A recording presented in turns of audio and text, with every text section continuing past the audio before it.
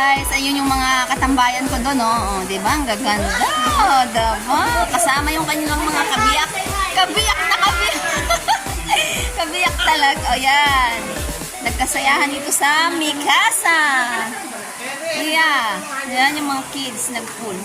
Saan ba yung food? Yung food, nasaan na? Oo. O, di ba kapogi?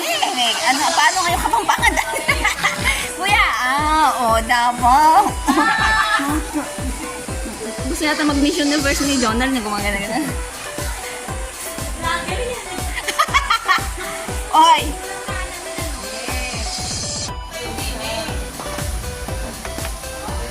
Po!